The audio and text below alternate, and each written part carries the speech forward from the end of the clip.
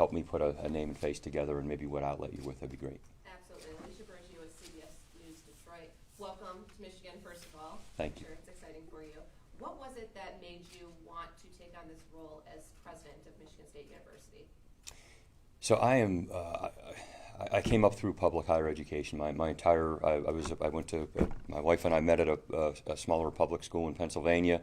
I went to University of Pittsburgh from there, University of Virginia, finished my schooling, and then right to Chapel Hill. And so I'm a product of public higher education. I believe strongly that in public higher education and the role that it plays in helping to prepare the next generation of leaders to solve the world's greatest challenges, and working in a collaborative way with communities, and I've been successful in leading at UNC Chapel Hill in that way. And I felt that Michigan State was as passionately public as those great universities that have served and been to, and so.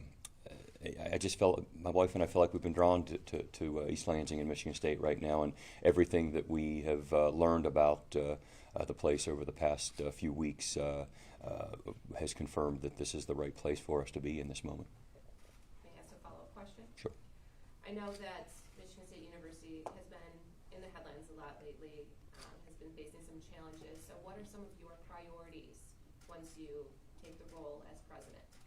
Well, as I said, I want to get out on this listening and learning tour, better understand where we can have our greatest impact right away. I'm a big believer in strategic roadmaps. The MSU 2030 plan, I think, is a very good strategic plan, but I want to break it down a little bit with some of the campus leaders. And when I say that, I believe all the constituencies are important and have to be at the table in a shared governance model. So faculty, staff, students, alumni, the surrounding community.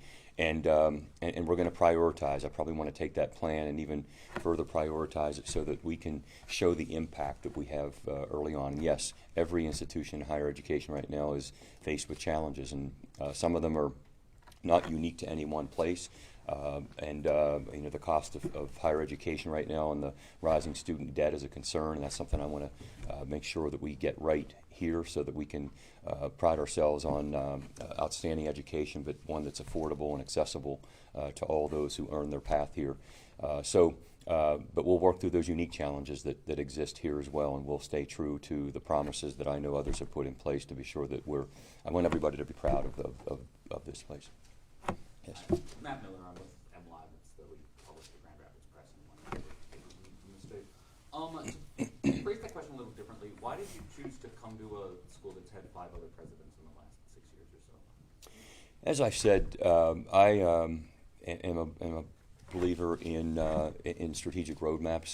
The last 2, interim President Woodruff and President Stanley, have put together a great strategic plan. I'm focused on the future, and this is a community that is craving stability, stable leadership, and I will provide that. We will make sure that we have a strong leadership team that believes in Michigan State University, and I felt a calling to this great public research university. The nation needs a strong Michigan State University. Not just the state of Michigan, but the nation needs a strong Michigan State University, and that's what we're going to do. Can I do one more quick while we're Sure. talking? You are the first former faculty member to lead MSU since the early 90s. I know you maintained your research program a bit in Yes. Carolina. Do you plan to do that at MSU? And sort of more broadly, how do you think having experience as in teaching and research will change your approach? Well, I think it's really important. If you go back 28 years ago when I showed up in Chapel Hill, I was just hoping I'd earn tenure someday. That was my goal. And I ended up in a leadership role fairly early, became department chair, center director, dean, and of arts and sciences. But also I've held positions. I have faculty appointments in medicine and in arts and sciences.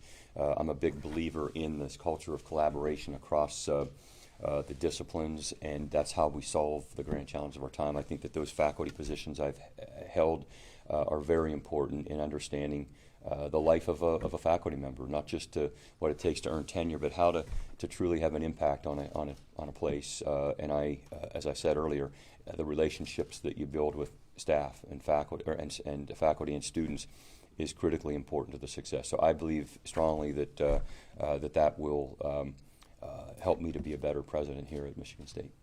Will your research program And my research, they have a great program here in kinesiology that's in the area of sport-related concussion, and I will hold a faculty appointment there as well as in one of the medical school departments. And so yes, it will not certainly be the top priority. I've got to work alongside a team to run the university, but I will stay engaged with research. So thank you. Yes.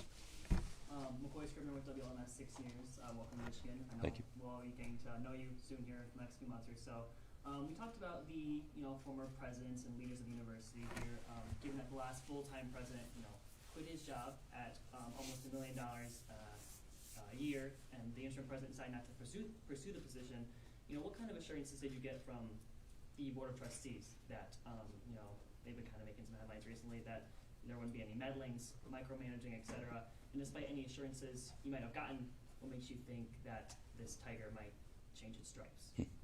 Well, listen, as I said earlier, higher education right now, this is not unique to Michigan State University. Higher education is struggling in some regards with regard to the sort of political divide that exists, and I'm convinced that I've talked to the governor, I've talked to the former governor, I've talked to a number of legislators here. They love Michigan State University, want it to again to thrive, and recognize that yes, there have been some challenges. I've gotten to know all 8 of the board members, both collectively as a group and individually, and I feel a connection to them, and I have heard each of them say that they're committed to a shared governance model that will keep everyone in their lanes and playing the role that they have to play in terms of their fiduciary responsibilities and providing counsel and advice to the president and the leadership team. And I committed to them that I would build a leadership team and that we would work in a collaborative way with them. So I'm very optimistic and headed toward the future. My eyes are on the future for Michigan State University, not looking to the past. Having said that, I do want to say, as I said earlier, there are still some challenges and issues that we have to stay attuned to, and so that we would not repeat some of the same mistakes that have occurred. So I just want to be clear about that. While aimed at the future, we have to be cognizant of the past. Thank you. Yes. I'm Erin Bowling, reporter with WLX Channel 10, based in Lansing. Appreciate you having us all here today, helping us, welcome you to the community. So talking about, looking to the future and what the future is going to hold, how do you plan on handling some of the topics such as releasing the Nassar documents and then any potential litigation from Mel Tucker? So again, day one is March 4th. I still have a lot to learn and to be read in on a number of those situations. Obviously, it's been in the news, and I'm aware of it at that level. And those conversations will begin here over the early part of probably February and into my arriving officially in March. And my understanding is that there are some things that will have been wrapped up by that time. And so until then, I'm really not going to comment on how I would respond or react to any of those. Do you mind if I rephrase then? Sure. I feel like I've seen a lot of calls for increased transparency here at MSU and the Board of Trustees. How do you plan on approaching that subject? Yeah, I think if you talk to anyone that I've worked alongside in my previous leadership positions, that transparency is really important to me, and I will work really hard to be as transparent as possible. Obviously, around personnel matters, there are limitations on what we can do. But I also want to be clear that at times people will link a quote-unquote lack of transparency with perhaps being dishonest, and those two things are very different and separate. And I will guarantee you and promise you that we will work with the community with the highest level of integrity, honesty. With hopefully an appreciation and understanding that we can't always be as transparent until a certain point, especially around personnel matters. But I believe in transparency. So. Theo Shear with the State News, the campus newspaper. I want to narrow in on that a little bit more. Did the issue of the Nassar docs ever come up during the search process or in your conversations with MSU leaders? No. Next question. Hi. Hi. Thank you for addressing this morning. My name is Lauren. I'm with Fox 47 News in Lansing. What can we expect as it relates to your leadership style? I am. I believe in servant leadership, and that means working alongside. You hear me today. I've already talked about those who work alongside me. I don't ever want somebody to feel that they are working beneath me or working for me. We're working alongside each other as a team. I'm very much focused on a team approach, and when I say that, I mean all of those constituencies are important. I'm a big believer in gathering as much information and data as possible. That at the end of the day, it's likely the president alongside the team leadership team that'll make a decision around an issue, recognizing that you're perhaps not always going to make everyone happy. But I think that people appreciate the fact that I listen. I will consider as much information as possible, try to get to a place of compromise, and even those that may not agree with the decision appreciate that there's been a process that I've gone through. And I believe that you're making decisions alongside folks that are thinking about what's best for the community, so I think that's my approach. I will get out and talk about the great things that are happening here. I think this place is poised for a capital campaign that could raise a lot of private funding to help elevate some of the initiatives that are in that MSU 2030 plan. I want to do that in a partnership with the legislature, which is why I've already spent some time talking to legislators, and because I believe everything's a partnership, and part of those partners, I think, have to be faculty, staff, students, alumni, community members, and board of trustees, and so we're going to pull people together to amplify the great things that are happening. Wonderful. One more final question. As the president, I know you work closely with the board, and there's been some internal conflicts amongst the board. What is your plan for addressing those and ensuring that those conflicts don't interfere with the goal of moving MSU in that forward direction?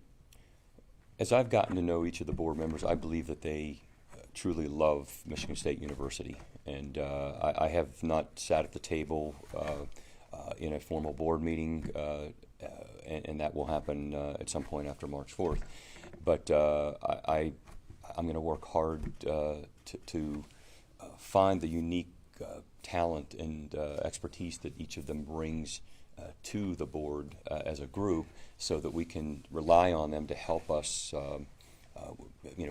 solve a challenge, solve a problem, find a new opportunity, and then I think when they're able to bring that back to the table for the greater good, I think they'll each begin to see that we really are a team. We are one. And I want to work. I think when I talk about us working as one, that means the administration and the board, along with leaders of those various constituency groups. Thank you so much. Thank you. Yes. So I'm sure you're aware that the UPenn president resigned over. And I'm sorry. Remind me your name. Atwood, Yes. Lansing Journal. Good to see you. Yeah, she resigned over comments that she made during a congressional hearing on anti-Semitism on college campuses. If you were in her position, how would you have answered the questions posed during that hearing? Specifically, would you discipline students calling for the genocide of Jews? And then also, how do you protect students for Palestine on campus rights to protest against backlash from other outside groups? So I'm very proud of the way in which we have handled the situation on our campus at UNC Chapel Hill. I spent the first 5 or 6 days following the October 7th terrorist attacks by Hamas out on my campus with my leadership team, meeting with students and hearing their concerns and reassuring them that we are here to support them. And then on October the 12th, at our University Day, which is the founding of the university on October the 12th, I spoke publicly about and condemned the terrorist attacks by Hamas, and talked about the the need for the community to come together, that we would not tolerate violence in any way on our campus, that we would not, that our campus was in no way would allow anti-Semitism or prejudice of any type on our campus, and following a campus message the following day where I talked about the need for the community to come together, to bring together our Carolina Center for Jewish Studies, our Center for Middle Eastern and Islamic Studies, our Program for Public Discourse, to help our campus community better understand this conflict, of which there is a lot of misinformation, and social media has only made this worse, if you haven't noticed. And so that's the way I've handled it. That's exactly how I would handle it here. We, as a leading global public research university, have a responsibility to help educate and model the way in which we should have respectful discourse around some of the world's biggest challenges. So, thank you. Yes. Daniel James, I'm with Michigan Information and Research Service. We call it MERS. I kind of want to hone back in on the Board of Trustees for just a second, and I want you to tell me a little bit more about, how much of a factor was potential infighting among the board for you when you were deciding to come here? As I've already said, I have spent time individually with each of the trustees. I have heard them, they've looked me in the eye and have said, we are committed to a stronger, better Michigan State University that everyone will be proud of. And I've sat with them collectively, and we had a wonderful reception last evening in which I think all but maybe one was unavailable to attend. And the future it's a bright future for MSU, I promise you. And I'm confident that we will be able to work collectively with the board. And I'm beginning that process today as I start to meet with some of the various constituency groups. Yes. Another question. We'll quote 6 News again, WLMS 6 News in Lansing. Obviously, the MSU community has been through a lot this past year, the tragedy in February. What message would you want to give to not only the students, but Spartans, not only in Michigan, East Lansing, but across the nation? I think one of the roles that higher ed right now has to accept and has a responsibility, and that is to be very forward-looking. We need to prepare students for careers and jobs that don't even yet exist today. If you think about this group that'll graduate in May here, the class of 2024, they'll be graduating in May of 2024, but retiring from their careers perhaps in the year 2074. What jobs, what careers will exist in the year 2074? A great public research university like Michigan State University needs to be forward thinking about that, and I am convinced with those that I've now met with nearly all the deans, and I've looked at their sort of plans for the future and the curricula. I have a lot more to learn, but they're very forward thinking, and just the way in which Michigan State is building out. I love the fact that they're proud of their land grant mission and the responsibility that they hold to the state in agriculture and veterinary medicine, but the business school is thriving. They're building out the health affairs and engineering, and they're thinking like a contemporary university should, so that we can best prepare graduates for those careers and jobs that don't even yet exist. Thank you. We have time for one more. Yes. What is the school's role in, memorializing what happened on February 13th? Have you been in conversations to make a memorial? Is the school planning on funding it? Do you know anything about this, or do you have a stance on how much the school should really provide a space for students to kind of have a place to remember? So I'm well aware of the tragic events of February 13th, and I know that that'll be a really important day here on the campus for the community. And the grieving that takes place following an event like that lasts a long time. Sadly, we had a tragic event, a shooting on our campus on August the 28th this year. I will say that the leaders here at Michigan State were the first to reach out to their respective counterpart on our campus to help, because they had been through this, and they had a tremendous impact on the way we responded to that. And I know that Interim President Woodruff will be presiding over events on that day, on February the 13th. I think it's important to be able to reflect and to honor the memory of those who were lost that day. And so I was pleased to hear that will be taking place. My guess is that something similar will take place in Chapel Hill on August 28th of next year, and we'll learn from one another. Are there plans to build a memorial that you know of right now? I do not know that. So, but I'm going to again thank you all for coming out this morning. I look forward to working alongside you, as I said earlier, and I believe that the media has a really important role in keeping everyone honest in these roles, and but also helping to amplify the great things that have happened here and will continue to happen here. And I'm excited to be a part of it starting March 4th. So I appreciate you all coming out today. Thank you. Go green. Go white. All right. Thank you.